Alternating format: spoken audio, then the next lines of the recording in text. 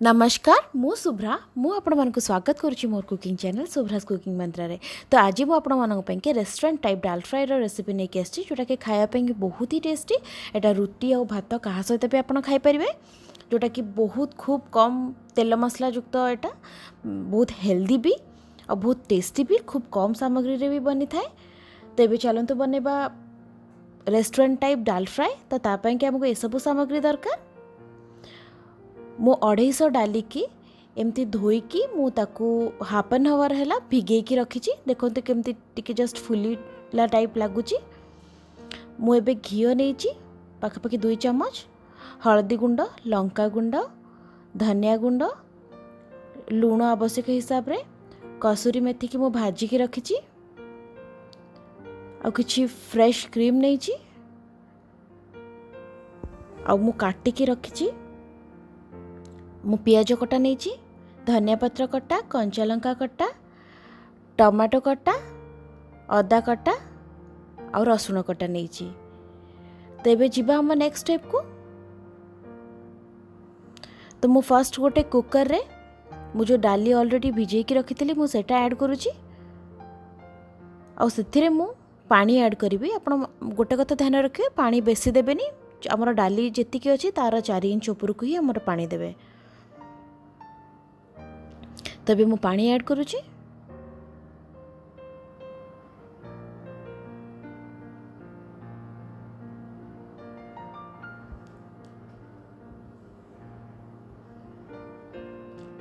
तो एबे मु सेथिरे टिके हलदी गुंड और आवश्यक हिसाब रे लुण भी ऐड कर देबी।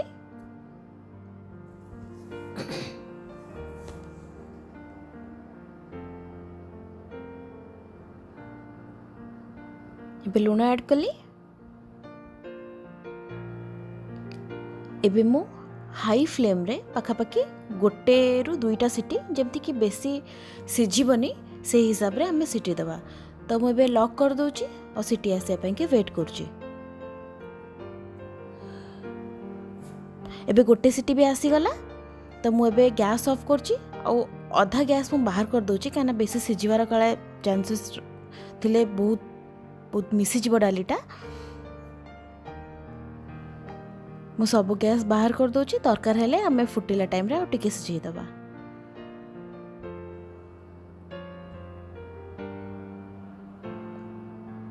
तो ये अपन देखि पारुथिबे डाली गुडा केमती गोटा गोटा हेकी अछि जेमती कि भलो से माने बहुत ही कुक्ड हेनी पाखापाखि 80% कुक्ड हेची। हमको एमती ही दरकार।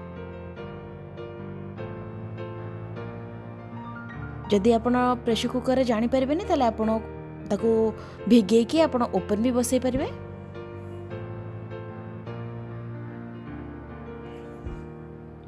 एबे जिबा हम नेक्स्ट स्टेप को। मु फर्स्ट गोटे एमती गोटे किछि कड़ाई बसौची।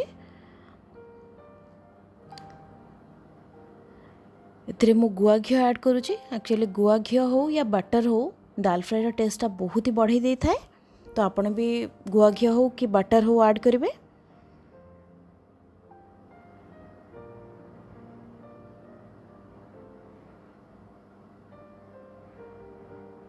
मु गोटे इंग्रेडिएंट स्किप करथिली जोटा कि होची गोटा जीरा। तो मु एबे से गोटा जीरा ऐड करूची।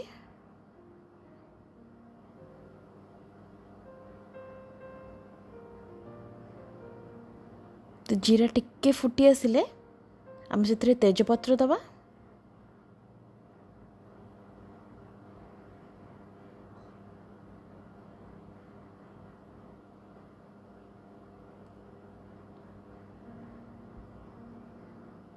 एबे मु पियाज ऐड कली,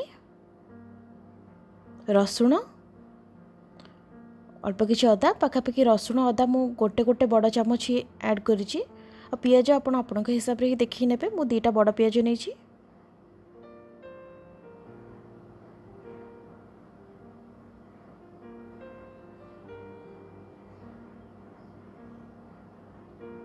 तो मु सबुतिक टिके भल से भाजी नेबी।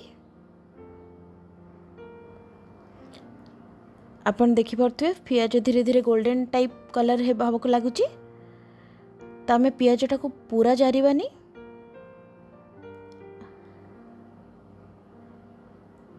आम ए स्टेज रे ही टमाटो ऐड करवा। ମୁଁ ଗୋଟେ ବଡ଼ ସାଇଜ୍ ଟମାଟୋ କାଟିକି ଚପ୍ କରିକି ରଖିଛି।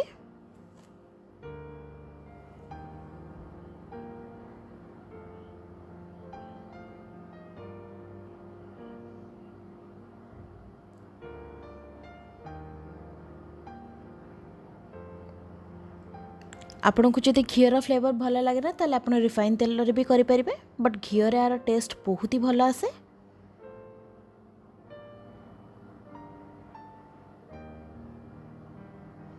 टमाटो नरम हुआ पर्यंत आम एटा को फ्राई करवा। आपड़ भी देखिपे टमाटो भी नरम हो जाइए, सब मसला भी भल से भाजी हो गलानी। एथिरे कंचा लंका ऐड करवा।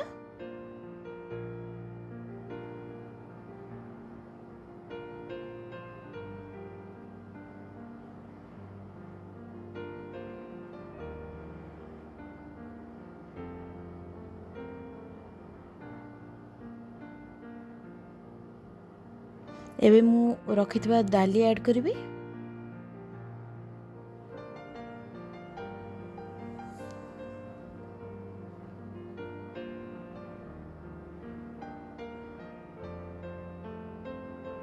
तो डाली के टिके फुटिया पे छाड़ी दबा।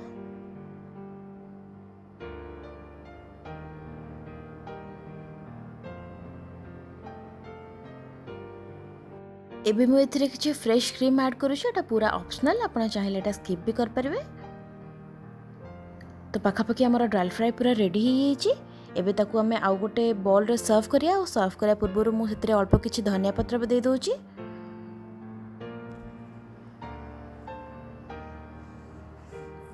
तो एबे रेडी हो जाइए हमर रेस्टोरेंट टाइप दाल फ्राई, जोटा कि रुटी की भात सहित खाइबा को बहुत ही भल लगी थाए, और जोटा कि बहुत हेल्दी भी। मु आशा करुँची आपको ये वीडियोटे बहुत भल लगी। आपण घरे निहाती ट्राई करंतु, और आपको केमती लगिला आपणकर मतामत मते कमेंट सेक्शन में शेयर करंतु। और आपण जदि एपर्यंत मोर चैनल को सब्सक्राइब करना ताले सब्सक्राइब करंतु, और साइड रे थिबा बेल आइकन को प्रेस कर नियंतु सर्वप्रथमे नोटिफिकेशन पाई। Thank you.